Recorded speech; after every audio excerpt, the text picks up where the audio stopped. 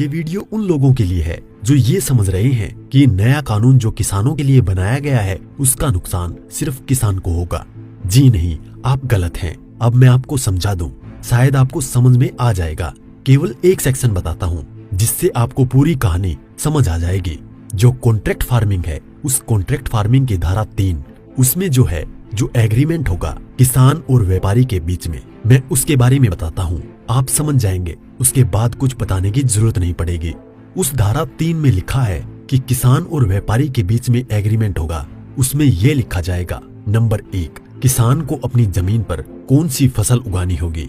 Number 2, उस फसल का ग्रेड क्या होगा, स्टैंडर्ड क्या होगा और उसकी क्वालिटी क्या होगी।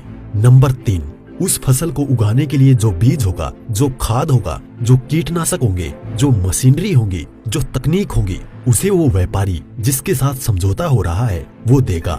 उसके बाद उसी एग्रीमेंट पर लिखा जाएगा उसकी कीमत क्या होगी। जो फसल उगाएगा, जब फसल पक के तैयार हो जाएगी तो किस कीमत पर व्यापारी खरीदेगा, ये भी लिखा जाएगा। साथ में ये भी लिखा जाएगा कि इस फसल की कितनी बार चेकिंग होगी। तो बोते समय जब फसल बढ़ रही होगी उस समय, और जब फसल कट के व्यापारी खरीदेगा उस समय, 3 समय उसकी चेकिंग होगी। अब मैं आपको समझाता हूँ एक बहुत मोटे से उदाहरण से। समझो, ये मानिए कि इस कानून के हिसाब से पूरे देश की जमीन, पूरे देश के जो किसानों के पास जमीन है, उसका जो व्यापारी है उनसे एग्रीमेंट हो गया। व्यापारियों से एग्रीमेंट होने के बाद सारी जो फसल है वो कहाँ जाएगी, व्यापारी के घर में। इसका मतलब ये हुआ कि सरकार के पास खरीदने के लिए एक दाना नहीं बचेगा। सारी की सारी फसल व्यापारी खरीद के ले जाएगा।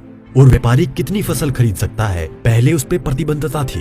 अब आवश्यक पशु अधिनियम से वो बैरिकेड हटा दिए गए हैं। यानी कि जो एक लगा रखा था बैरियर कि इससे ज्यादा नहीं खरीद सकते, लिमिट लगा रखी थी, लिमिट को खत्म कर दी।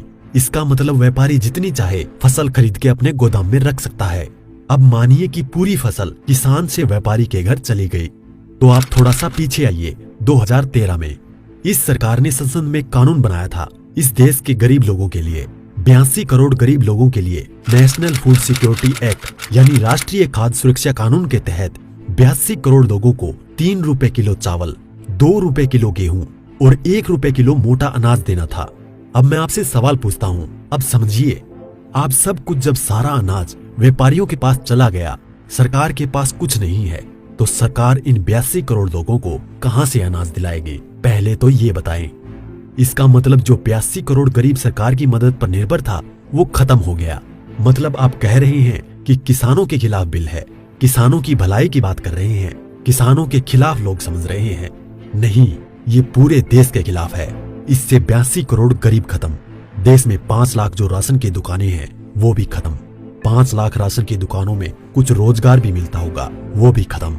अब इसके बाद आप आ जाइए कि जब किसान को सारी चीजें, जो खाद भी है, बीज भी है, कीटनाशक भी है, मशीनें भी हैं, तकनीक भी है, वो व्यापारी जिससे समझौता हुआ है वो ही देगा।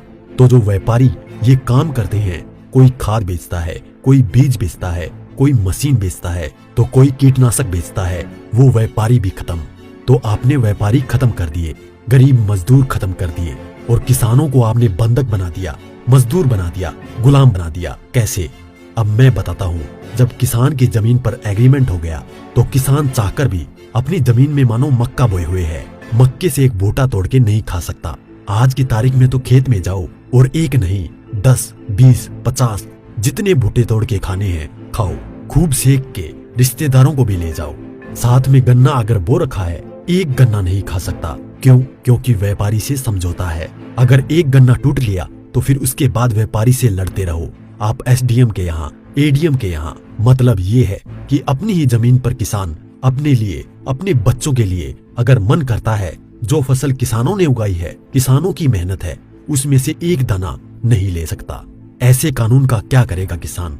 और इस कानून ने व्यापारी खत्म कर दिया, इस कानून ने मजदूर खत्म कर दिया, और साथ में जो किसान है, किसान को इतनी भी मोहलत नहीं दी गई। आज की तारीख में तो किसान किसी भी जगह से दूर जाकर, यहाँ से ठीक नहीं मिला तो वहां से ले, वहां नहीं मिला तो वहां से ले, यहाँ से कम नहीं मिला तो यहाँ से ले। खाद और बीज अपनी मर्जी से ले सकता है, इसके बाद नहीं, इसके बाद तो व्यापारी ही देगा। इसका मतलब ये हुआ कि चंद व्यापारियों के हाथ में पूरा देश जाने वाला है। और जब व्यापारी के साथ में समझौता हो गया तो कोई भी बैंक किसान को लोन नहीं देगा। इसका मतलब ये हुआ कि अगर उसे पैसे चाहिए किससे लेगा? एक ही रास्ता बचा है, उस व्यापारी से। तो सरकार कहती है कि जमीन नहीं जाएगी, तो ऐसे जाएगी जमीन। और उसी व्यापारी से जब वो कर्जा लेगा, धीरे धीरे कर्जा बढ़ता चला जाएगा और कर्जा बढ़ता चला जाएगा, व्यापारी का ब्याज बढ़ता चला जाएगा। लिहाजा जो किसान है अपनी ही जमीन उस व्यापारी को बेचने पर मजबूर हो जाएगा। अब थोड़ा सा पीछे जाओ, आपको ले जाता हूँ 1947 से पहले। उस समय क्या था? इस देश में जो साहूकार होते थे वो ऐसे ही करते थे। किसान को पैसा दिया, वो पैसे पे इतना ब्याज पर ब्याज पर ब्याज पर ब्याज किसान की पीढ़ियां गुजर जाती थी, कर्ज नहीं उतरता था और सारी जमीन जो है वो साहूकार के यहाँ पे चली जाती थी। मदर इंडिया और धर्मेंद्र जी की गुलामी जैसी फिल्में देखें आप। और अगर पढ़ना हो तो गोदान पढ़ो मुंशी प्रेमचंद जी की।